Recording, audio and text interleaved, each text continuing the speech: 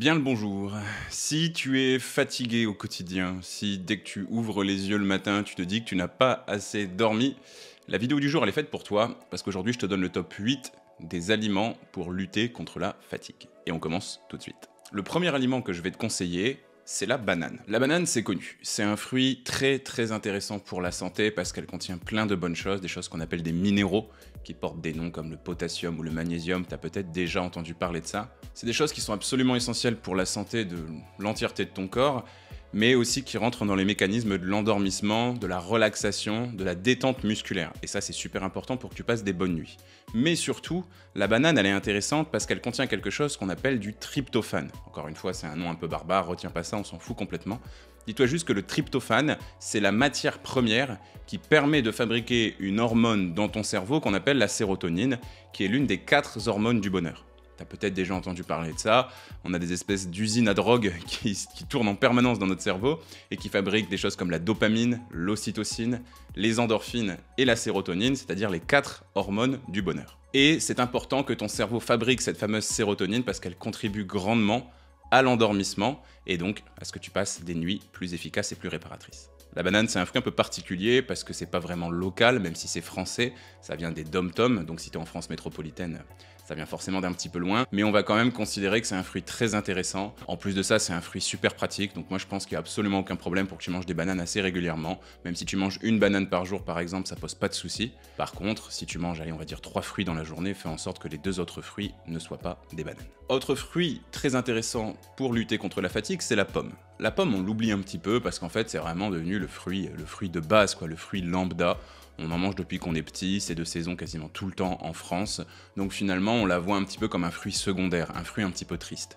Mais ça reste un fruit super intéressant pour ta santé. De manière générale, c'est un fruit assez faible en sucre, surtout si tu prends des Granny Smith par exemple, et un fruit très riche en fibres. Donc ça fait que ça va pas engendrer de pic de sucre dans ton sang, ce qu'on appelle le pic de glycémie, et ça, pour avoir une nuit qui se passe bien et un endormissement qui se déclenche bien, c'est aussi très important. Mais surtout, la pomme, elle contient quelque chose qu'on appelle de l'acide malique. Et l'acide malique, il est étudié dans de nombreuses études scientifiques comme étant quelque chose qui aide à lutter contre la fatigue cellulaire.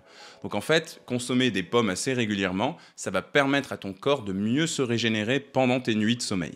Ici, je vais surtout te conseiller de consommer des pommes entières avec leur peau. Donc bien évidemment, si tu prends des pommes qui sont bourrées de pesticides, c'est pas une bonne idée parce que les pesticides, comme les fibres et les minéraux et les vitamines, sont dans la peau. Donc essaye de prendre des pommes françaises, des pommes locales et si possible issues d'une agriculture raisonnée, voire bio. Si tu veux les consommer bio sans les payer un bras, je te conseille vivement d'aller chez un petit producteur local plutôt que d'aller en grande surface. Autre fruit, ou plutôt cette fois famille de fruits, je vais vivement te conseiller de consommer des agrumes. Alors c'est assez paradoxal parce que moi quand j'étais petit, mes parents ils me disaient il est hors de question que tu manges des agrumes le soir, surtout pas d'orange ou de clémentine parce que tu vas pas dormir. Ça contient de la vitamine C et la vitamine C ça va t'énerver. C'est complètement faux, hein, la vitamine C c'est pas du tout énergétique, ça n'apporte pas du tout d'énergie puisque ça ne contient pas de calories. Donc tu peux tout à fait manger des agrumes le soir sans risquer de faire une insomnie. Les agrumes ils sont intéressants pour lutter contre la fatigue parce qu'ils sont très riches en vitamine C. La vitamine C, c'est ce qu'on appelle un antioxydant. En gros, c'est comme un espèce d'anti-rouille qui va protéger le fer que tu as dans ton sang. Et tu as peut-être déjà entendu parler de ça, quand tu manques de fer dans le sang, tu fais ce qu'on appelle une anémie, et l'anémie, ça fait que tu es tout le temps fatigué. Donc consommer assez de vitamine C au quotidien, que ce soit grâce aux agrumes, mais à tout un tas d'autres fruits et légumes crus, ça va protéger ton fer de cette fameuse anémie, et ça va t'assurer du coup d'éviter d'avoir un coup de barre en permanence. Encore une fois, la logique elle est la même, je te conseille vivement de consommer des agrumes entiers, bon pas avec leur peau parce que leur peau se mange pas, mais essaye vraiment d'éviter les jus, parce que finalement la vitamine elle est presque plus du tout présente à l'intérieur. Si tu te demandes ce que sont les agrumes, ce sont tous les fruits de la famille des citrons, pamplemousse, clémentine, mandarine, orange, bergamote, kumquat, ce genre de choses. Allez, on sort de la famille des fruits et cette fois on va chez les légumes et je vais te conseiller vivement de consommer du chou. En réalité, je te parle de choux, mais ça va être vraiment les légumes à feuilles vertes foncées. Donc tout ce qui est choux, épinards, cressons, etc., etc. Ce sont encore une fois des légumes qui sont très intéressants parce qu'ils sont super riches en vitamines, vitamine A, vitamine E, mais encore une fois la vitamine C. Par contre, la vitamine C, elle est détruite dès 60 degrés. Donc essaye de consommer ces aliments crus quand c'est possible. Et puis, ce sont aussi des légumes qui vont être très riches en magnésium, et tu le sais peut-être, le magnésium c'est super important pour passer des bonnes nuits de sommeil. Peut-être que tu as déjà vu ça dans les pharmacies ou les parapharmacies, quand tu es fatigué, on va te conseiller de faire une cure de compléments alimentaires à base de magnésium en général. Donc moi je suis plutôt d'accord avec ça, mais plutôt que de consommer du magnésium grâce à des compléments alimentaires, autant faire en sorte de les retrouver dans ton assiette. Attention, petite précision, les légumes comme le chou font partie des légumes les moins faciles à digérer. Donc si tu as des petits soucis de transit intestinal, évite tous les légumes de la famille des choux et concentre-toi plutôt sur d'autres légumes verts. Cinquième aliment que je vais te conseiller pour lutter contre la fatigue, ce sont les graines de courge. Calme-toi, calme-toi, calme-toi. Je te vois déjà venir en commentaire, tu vas me dire « Ouais, moi je mange pas de graines, je suis pas un piaf, etc. » Non, c'est pas du tout ce que je suis en train de dire, je sais bien que t'es pas un piaf, et c'est pas parce que tu manges quelques graines que tu vas te transformer en volatile.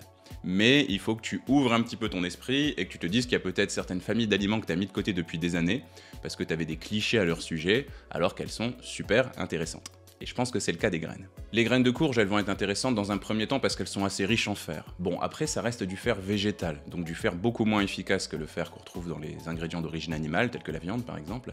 Et puis, tu vas pas manger 100 grammes de graines de courge, sinon crois-moi que tes intestins ils vont pas aimer ça. Donc, la richesse en fer, c'est cool, mais ce qui est surtout intéressant chez la graine de courge, c'est sa richesse, encore une fois, en magnésium. Et magnésium d'origine naturel, puisqu'il est dans l'aliment et pas dans un complément alimentaire. La graine de courge, pour moi, elle est plus intéressante que les graines de chia ou les graines de lin, qui pour moi sont juste un effet de mode. Pourquoi ça? Parce que la graine de courge, elle est assez grosse, comme la graine de sésame et la graine de tournesol. Donc avant de l'avaler, tu peux être sûr et certain que tu vas réussir à bien la mâcher. Les graines de lin et les graines de chia, elles sont tellement petites que tu peux pas les mâcher. T'es obligé de les avaler tout rond. Le problème, c'est que comme je te le disais, t'es pas un piaf, moi non plus.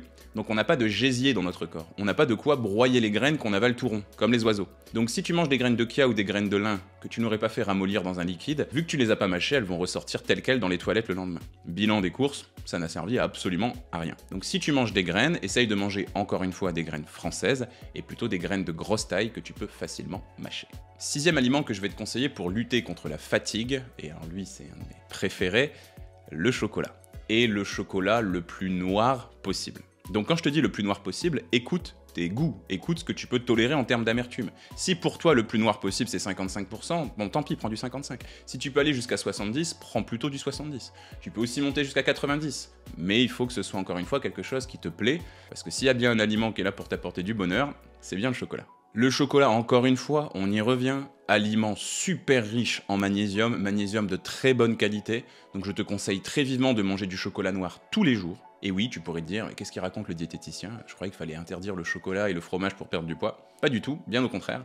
Moi je te conseille de manger 1 ou 2 carrés de chocolat le plus noir possible chaque jour. Pourquoi ça? Parce que déjà le chocolat noir il est beaucoup moins sucré que le chocolat blanc ou que le chocolat au lait, et en plus de ça il va contenir des molécules qu'on appelle des polyphénols, encore un nom complètement barbare que t'as pas à retenir, ne t'inquiète pas, et ces polyphénols ils vont protéger ton fer de l'oxydation, donc comme la vitamine C dont je te parlais un petit peu plus tôt, et en plus de ça c'est des boosters de fabrication d'hormones du bonheur dans ton cerveau. C'est connu, hein, le chocolat c'est un antidépresseur naturel. Donc la fameuse sérotonine dont je te parlais il y a quelques secondes, qui est très utile pour que tu passes des bonnes nuits, elle va être encore plus fabriquée grâce à ça. Si tu prends juste quelques secondes pour réfléchir aux conseils que je viens de te donner, tu peux peut-être déjà dessiner dans ta tête un schéma de collation assez intéressant. Tu peux mettre par exemple du chocolat noir, un fruit tel qu'une banane, et une poignée de graines de courge. Et là, crois-moi que tes nuits vont beaucoup mieux se passer. Septième aliment anti-fatigue que je te conseille de manger très régulièrement, le saumon. D'ailleurs, le saumon ou la truite. J'ai une petite préférence pour la truite parce que la truite c'est un animal de rivière et les rivières sont un petit peu moins polluées que les océans en général. Et puis c'est beaucoup plus facile de trouver de la truite locale parce qu'il y a de la truite en France très simplement finalement. Ces deux poissons, comme la quasi-totalité des poissons gras, ça veut dire tous les poissons qui n'ont pas une chair blanche, ils sont riches en 2 éléments super importants pour la qualité de ton sommeil. Premièrement, ils sont riches en vitamine D. La vitamine D, quand tu fais une prise de sang, c'est la dernière donnée que tu vas avoir à la toute fin de ta feuille, en général.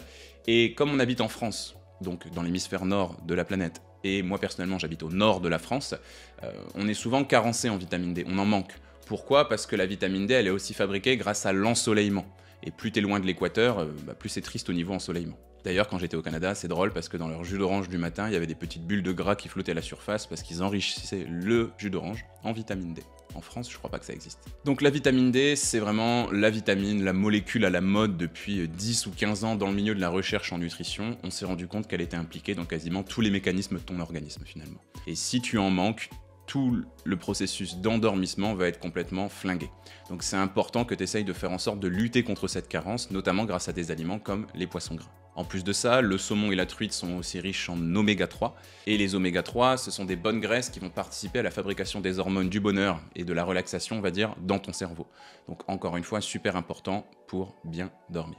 Au niveau de la fréquence de consommation, je te conseille de consommer du poisson gras 3 fois par semaine. Et n'aie pas peur de grossir. On parle de gras, mais on parle de bon gras ici. Le même gras qu'on va retrouver dans les crustacés, le même gras qu'on va retrouver dans les fruits à coque oléagineux, ou encore une fois, le même gras qu'on va retrouver dans le jaune d'œuf. Et d'ailleurs, à ce sujet, 8e et dernier aliment que je te conseille pour bien dormir et lutter contre la fatigue, les œufs. Les œufs, c'est une bombe de minéraux. Ça contient du fer, ça contient du phosphore, ça contient du magnésium, bref, ça contient plein de choses qui sont super importantes et qui rentrent dans les mécanismes de la fabrication de la mélatonine dans ton cerveau. Donc encore une fois, je te le répète, la mélatonine, c'est l'hormone qui t'aide à t'endormir. C'est comme un espèce de petit interrupteur que tu aurais dans ton cerveau. En plus de ça, dans certains œufs, moi je te conseille de prendre les œufs de la filière bleu blanc cœur, si possible, tu vas avoir beaucoup d'oméga 3 à l'intérieur, parce que les poules sont nourries aux graines de lin. Mais ce qui est aussi super intéressant, parce que les œufs bleu blanc cœur, ils sont vendus en grande surface, c'est d'aller prendre tes œufs directement chez le producteur. Et si possible, de prendre des œufs bio. Pourquoi ça ? Beaucoup d'études scientifiques ont été faites et qui prouvent clairement que les œufs bio sont beaucoup plus riches en nutriments intéressants pour ta santé, et donc le fonctionnement de ton cerveau, et donc ton endormissement. Si tu penses que les œufs donnent du cholestérol, je te laisse aller voir la vidéo que j'ai faite à ce sujet, que je te remets juste ici et dans la description, et tu verras dans quelques minutes que c'est un petit peu une légende, cette connexion entre les œufs et le cholestérol. En plus de cette liste d'aliments, je te conseillerais aussi de manger le soir des aliments que tu digères facilement. Donc tout ce qui est fast-food, graisse cuite, tous les aliments que tu as tendance à rôter et à mal digérer, mets-le un petit peu de côté. Pourquoi ? Parce que sinon tu vas aller te coucher avec une digestion qui se passe mal, et ça c'est l'assurance que ta nuit va pas être top. Et en parallèle de tout ça, là je t'ai fait une liste de 8 aliments, c'est pas pour autant que tu dois te forcer à manger que ces 8 aliments. Je te rappelle que le secret d'une alimentation équilibrée, c'est avant tout la diversité alimentaire. Et en plus de ça, c'est aussi super important que tu prennes du plaisir à manger, donc pense à manger des aliments que tu apprécies. Je te laisse me dire en commentaire lequel de ces 8 aliments tu manges le plus et que tu comptes inclure un peu plus à ton alimentation pour mieux dormir. Si tu veux en savoir plus et avoir plein de petits conseils comme ceux que je viens de te donner, je t'invite à aller sur mon site internet, le Nutriscope. Tu pourras aussi trouver des parcours d'éducation alimentaire pour t'aider à manger équilibré, spécial homme, spécial femme et spécial femme ménopausée. Si la vidéo t'a plu, je t'invite à laisser un like et à t'abonner à cette chaîne. Moi je te retrouve très bientôt, que ce soit ici ou sur tous mes réseaux sociaux. Bonne journée, salut.